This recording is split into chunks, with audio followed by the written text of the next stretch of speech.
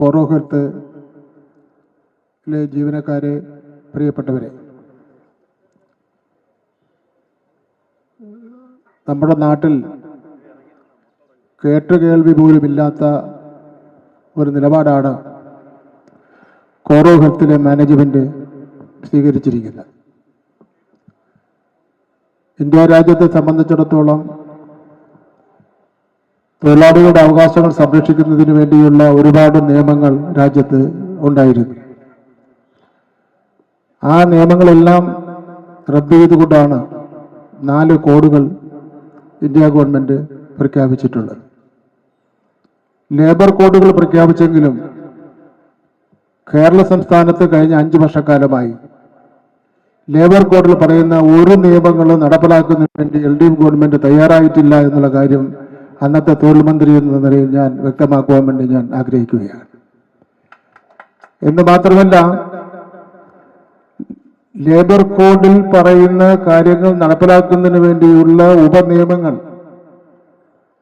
അത് നിർമ്മിക്കണമെന്ന് ആവശ്യപ്പെട്ടുകൊണ്ട് എത്രയോ പ്രാവശ്യം കേന്ദ്ര ഗവൺമെൻറ് കേരള ഗവൺമെൻറ്റിനോട് രേഖാമൂലം ആവശ്യപ്പെട്ടിട്ട് പോലും തൊഴിലാളികളുടെ താല്പര്യങ്ങൾ സംരക്ഷിക്കുന്ന നിയമം മാത്രമേ കേരളത്തിൽ ഞങ്ങൾ നടപ്പിലാക്കൂ എന്ന് ഉറച്ച നിലപാട് എടുത്ത ഏക സംസ്ഥാനം ഇന്ത്യയിൽ കേരളം മാത്രമാണെന്നുള്ള കാര്യം കൂടി വ്യക്തമാക്കുന്നതിന് വേണ്ടി ഞാൻ ആഗ്രഹിക്കുകയാണ്. ഇവിടെ നടക്കുന്നത്, ഈ മാനേജ്മെന്റ് ചെയ്തിരിക്കുന്നത് പൂർണ്ണമായി നിയമവിരുദ്ധമായിട്ടുള്ള കാര്യങ്ങളാണ്. ഒരു ഓഫീസിന്റെ ജീവനക്കാർ വന്ന് ഒപ്പിട്ട ശേഷം അവർ ഓഫീസിൽ കയറാതെ പുറത്തു പോവുക, അത് ഏത് നിയമത്തിൽ പറയുകയാണ്? ഏതെങ്കിലും രാജ്യത്ത് നിലവിലുള്ള നിയമത്തിൽ പറയുന്ന കാര്യമാണോ ജീവനക്കാർ വന്ന് ഒപ്പിട്ട ശേഷം അവർക്ക് ഓഫീസിൽ കയറാൻ കഴിയാതെ അവർ മടങ്ങിപ്പോവുക, കാത്തു നിന്നിട്ട് മടങ്ങിപ്പോവുക എന്നുള്ളത്? അതൊരു കാരണവശാലും അംഗീകരിക്കുന്നതിന് വേണ്ടി കഴിയുന്ന കാര്യമില്ല. ഏത് നിയമത്തിന്റെ അടിസ്ഥാനത്തിലാണ് ഡിസ്ട്രിക്ട് ലേബർ ഓഫീസർമാർ, DLOമാർ വന്ന് അവർ അറ്റൻഡൻസ് എടുക്കുന്നത്? അറ്റൻഡൻസ് എടുത്താൽ അറ്റൻഡൻസിൽ ഒപ്പിടുന്ന ജീവനക്കാരെ ഓഫീസിൽ കയറ്റിവിടുന്നതിനുള്ള ഉത്തരവാദിത്വം കൂടി ഡിസ്ട്രിക്ട് ലേബർ ഓഫീസർ ഏറ്റെടുക്കണം. അത് ഏറ്റെടുക്കുന്നതിന് വേണ്ടിയുള്ള ഉത്തരവാദിത്വം നിങ്ങൾക്കുണ്ട് എന്ന കാര്യം ഞാൻ വ്യക്തമാക്കുന്നതിന് വേണ്ടി ഞാൻ ആഗ്രഹിക്കുകയാണ്.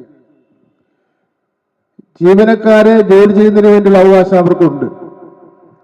നേരത്തെ ഇവിടെ സ്വാഗത പ്രാസംഗികൻ സൂചിപ്പിച്ചതുപോലെ യാതൊരു നോട്ടീസുമില്ലാതെ ഒരു ദിവസം പറയുകയാണ്, കോർപ്പറേറ്റ് മാനേജ്മെന്റ് എന്നുള്ള നിലയിലുള്ള ഒരു ധൈര്യത്തിന്റെ അടിസ്ഥാനത്തിൽ പറയുകയാണ്, നിങ്ങൾ ആരും ഇങ്ങോട്ട് വരണ്ട. ഗവൺമെന്റ് ഈ കാര്യത്തിൽ നടത്തുന്ന ഇടപെടൽ വളരെ മെല്ലപ്പോക്ക് രീതിയിലാണ്. ഈ സ്ഥാപനം ഗവൺമെന്റിന്റെ അനുവാദമില്ലാതെയാണ് പൂട്ടിയിരിക്കുന്നത്. നമ്മുടെ നാട്ടിൽ നിലവിലുള്ള നിയമം അനുസരിച്ച് ഗവൺമെന്റിന്റെ അനുവാദം വാങ്ങണം ഒരു സ്ഥാപനം പൂട്ടണമെങ്കിൽ. ആ നടപടി പൂർത്തീകരിച്ചിട്ടില്ല.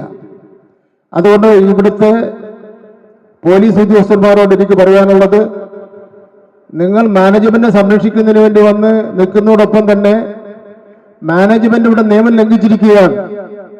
ഗവൺമെന്റിന്റെ അനുവാദം കൂടാതെ ഒരു സ്ഥാപനം പൂട്ടി 800ഓളം വരുന്ന ജീവനക്കാരെ ആക്കിയിരിക്കുകയാണ്. അതുകൊണ്ട് നിയമവിരുദ്ധമായി ഒരു സ്ഥാപനം പൂട്ടിയതിന്റെ പേരിൽ ഈ സ്ഥാപന ഉടമകളുടെ പേരിൽ നടപടി സ്വീകരിക്കുന്ന നിയമപരമായുള്ള കേസ് നിങ്ങൾ എടുക്കണമെന്നുള്ള കാര്യം ഞാൻ ആവശ്യപ്പെടുവാൻ വേണ്ടി ഞാൻ ആഗ്രഹിക്കുകയാണ്. അപ്പൊ നിയമപരമായ എല്ലാ സംരക്ഷണവും തൊഴിലാളികളെ സംബന്ധിച്ചിടത്തോളം ഉണ്ട്. നമ്മുടെ നാട്ടിൽ കഴിഞ്ഞ കാലങ്ങളിൽ ഒരു രീതിയുണ്ട്, IT ബേസ്ഡ് IT-ആയിട്ട് ബന്ധപ്പെട്ടുള്ള സ്ഥാപനങ്ങൾ തുടങ്ങിയാൽ അവിടെ തൊഴിലാളി സംഘടനകൾ പാടില്ല എന്നുള്ള ഒരു കാര്യം നമ്മുടെ നാട്ടിൽ വളരെ സജീവമായി ചർച്ച ചെയ്യപ്പെട്ടുകൊണ്ടിരിക്കുന്ന കാര്യമാണ്.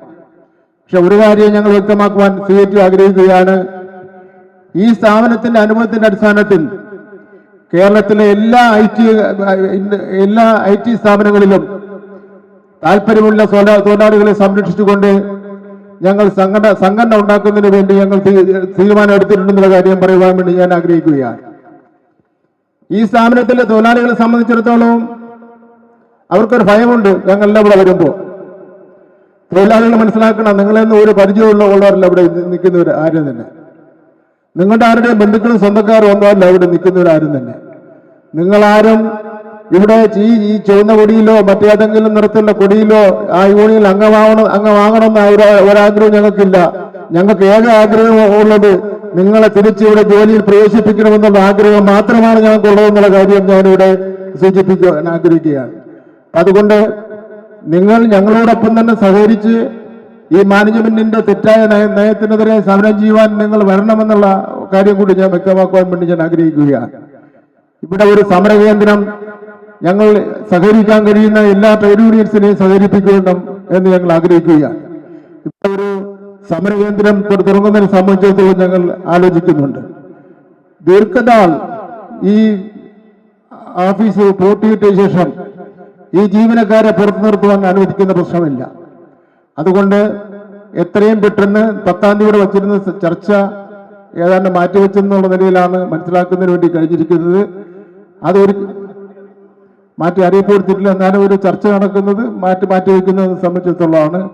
ഇക്കാര്യത്തിൽ ശക്തമായി ഇടപെടാൻ കഴിയുന്നത് തൊഴിൽ വകുപ്പ് മന്ത്രിക്കും ഗവൺമെന്റിനുമാണ്. ആ തൊഴിൽ വകുപ്പ് മന്ത്രിയും ഗവൺമെന്റും ഇക്കാര്യത്തിൽ ശക്തമായി ഇടപെടണം. ഇതിൽ എന്തെങ്കിലും ഒരു കുറവ് സംഭവിച്ചാൽ, ഏതെങ്കിലും ഒരു ജീവനക്കാരിക്ക് ഇവിടെ നിന്ന് രാജിവെച്ച് അല്ലെങ്കിൽ പുറത്താക്കി പോകേണ്ടി വന്നു കഴിഞ്ഞാൽ അതിന്റെ ഉത്തരവാദിത്വം ഈ സംസ്ഥാന ഗവൺമെന്റിനായിരിക്കും എന്നുള്ള കാര്യം കൂടി വ്യക്തമാക്കുവാൻ വേണ്ടി ഞാൻ ആഗ്രഹിക്കുകയാണ്. ഞാൻ മറ്റു കാര്യങ്ങളിലേക്കൊന്നും പോകുന്നില്ല. എല്ലാ പിന്തുണയും ഞങ്ങളിവിടെ CIT-ന്റെ ദേശീയ നേതാവും മുൻ മന്ത്രിയുമായിട്ടുള്ള മേഴ്സിക്കുട്ടി അമ്മയുണ്ട്, KN ഗോപിനാഥുണ്ട്, മുരളിയുണ്ട്, ജോണുണ്ട്, ചന്ദ്രബാബുണ്ട്. അങ്ങനെ എല്ലാ CIT-ന്റെ കേരള സംസ്ഥാനത്തെ മുഴുവൻ നേതാക്കന്മാർ ഇവിടെ ഉണ്ട്. ഞങ്ങൾ ഇന്ന് ഞങ്ങളുടെ പിന്തുണ പ്രഖ്യാപിക്കുന്നതിന് വേണ്ടിയാണ് ഇവിടെ എത്തിച്ചേർന്നിട്ടുള്ളത്. ആ പിന്തുണ പ്രഖ്യാപിക്കുന്നു. നിരവധി നേതാക്കന്മാർ സംസാരിക്കാനുണ്ട്. മറ്റു കാര്യങ്ങളിലേക്കൊന്നും പോകുന്നില്ല.